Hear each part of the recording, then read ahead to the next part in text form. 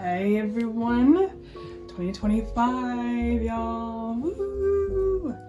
Oh my goodness, I hope everyone is feeling blessed, feeling creative, feeling the new year, even though it's been quite the winter here in Ohio. Must say, keeping it tucked in, but staying on my Zoom, okay? We're gonna be talking about Black Hair in a White World, talking about hair. You'll be able to see me take down my hair and go through the book and go through my poetry and everything. Before we get into it, I wanted to just shout out Elizabeth's Bookstore and Writing Center for educating me on this book and for me to be able to get to meet the author of Black Hair in a White World. And let me go grab it really quick.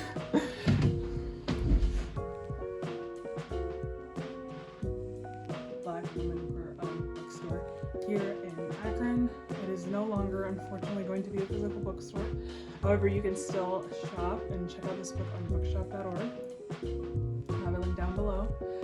And this author, I actually got to see one of her exhibits while I was a student at Kent State University, and it was just showing everything about black hair.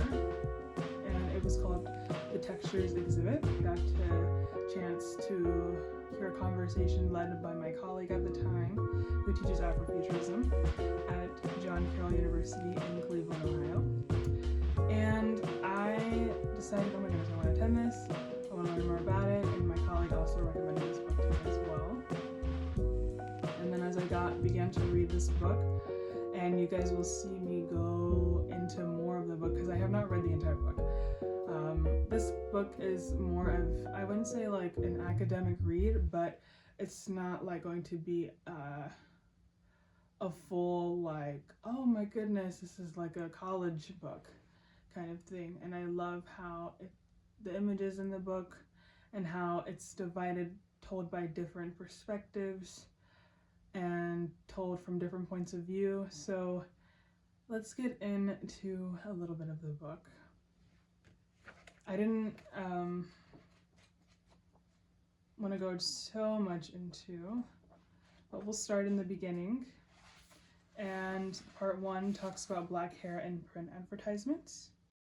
And then it goes into publication ownership, African American vernacular English. And then right here it shows just some of the images of black hair in Africa.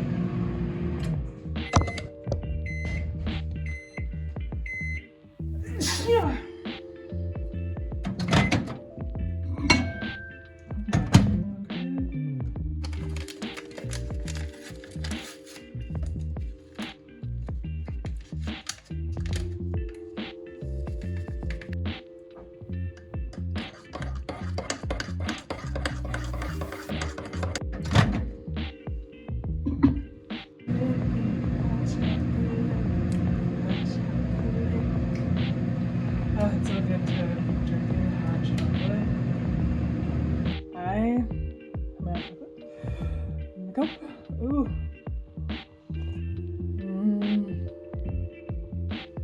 Oh my gosh, so good. Okay, so yeah, see, we are halfway. Dude, literally, my hair has been growing. Let's just do my hair. We were talking about just how hair, it's such a creative thing to do. And as people, we are creatives. Everything that exists is not created. We want to create. So it's with hair, what we can do with hair is amazing.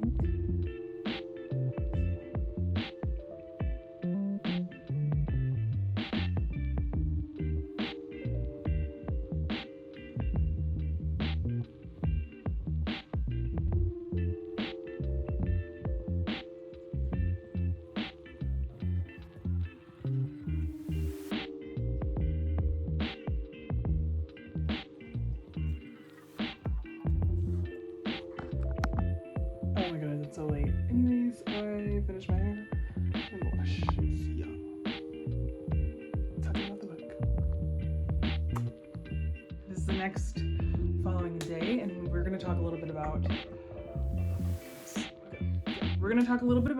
black hair in a white world and recite some of my poem. And the book is by Tameka N. Ellington and a foreword by Afia Shaka. So this is the book. This is what it looks like. And let's see what we shall go over. Page 83. I have not looked at this part, so we're going to go over it together, you guys. I'm so geeked. Okay. So this is going to be taken through the point of view of Michaela Brown. And so it starts off, when I was growing up, my strict Jamaican mother never allowed me to perm my hair. Instead, the only styles she accepted were age-appropriate box braids and buns. As I grew older, I stayed the course because I felt my curly afro complemented my activist tendencies. Because I was light-skinned with predominantly European features, wearing my natural hair was a signal to all around me that I was down. For me, down meant being committed to the advancement of Black people and all related causes. I believed wearing my hair straight made me look too preppy, which was confirmed when I did get a blowout and friends called me Hillary Banks. And if you don't know who Hillary Banks is, I'll put a picture here, and from The Fresh Prince of Bel-Air. So I did not want to be associated with such a passive character. My understanding of my hair continues to evolve, but that one common thread is my belief that my naturally curly afro acts as a billboard for my politicism. While my activism is more academic and less radical than the politicism of the Black Power movement, my naturally curly afro has been for me a call back to that time. So then she goes into what this chapter is going to be about and comparing the Black is Beautiful movement in the 1960s to the current natural hair movement through an examination of the conditions that shaped these movements and how they influenced hairstyles of the times. And that idea of hairstyles and culture. So yeah, when we talk about the Black feminist movement, you see it through the hair and the power that it stands for and the image that it represents, and how our hair is always going to be politicized. It is all because politics and race goes hand in hand with today's world that we live in. So going into politics of Black hair today, going from the 1960s of during the Black Panthers to the Black Lives Matter movement, the different public displays of Black liberation movements,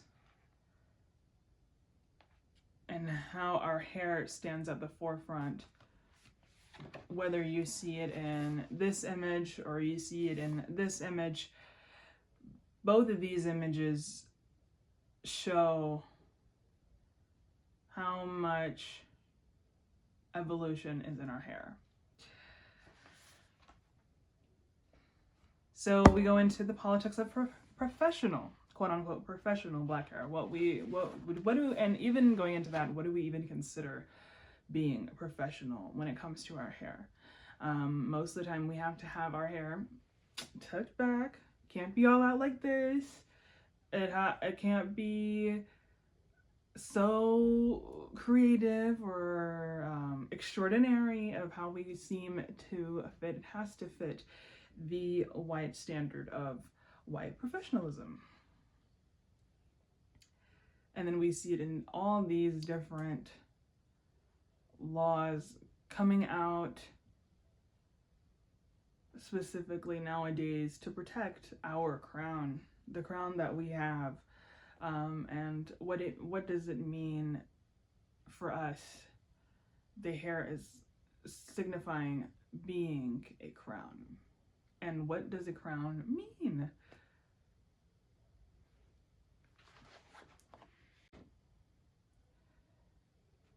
yes, this book has many different details of understanding, and if you're into like specifically hair, and I highly recommend anybody who is interested in going into hair, being a hairstylist, the beauty world, the beauty standard,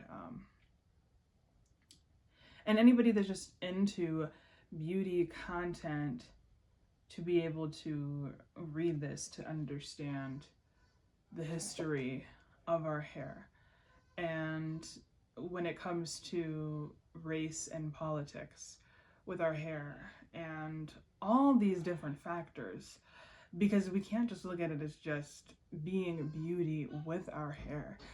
Our hair has such a societal impact in the United States and around the world, and it has such a political factor in our everyday lives.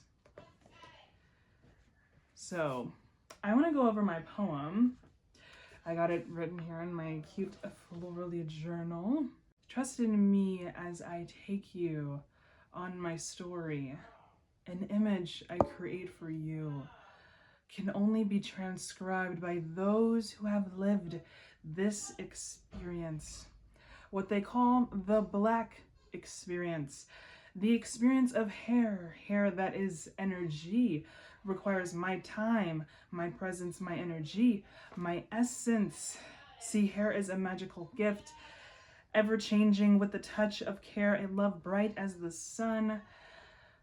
My hair, an experience, not an object. A story with each curl. The thicker the strand, the thicker the skin, the thicker the soul. A creation that I show empathy for. It is the architecture. The voice of power, the voice of strength, the voice of all in between. Influenced but never credited. Trend greater than cultural identity, shifting policies of our crown for their own abuses and negligence against our own. Our hair tells the story of our possibility, our reimagined future, our culture, our identity, a multifaceted creation and gift you are. My hair and experience. Somehow I maintain hope in spite of hope, and I've talked about the difficulties and how hard the problems will be as we tackle them. And I want to close by saying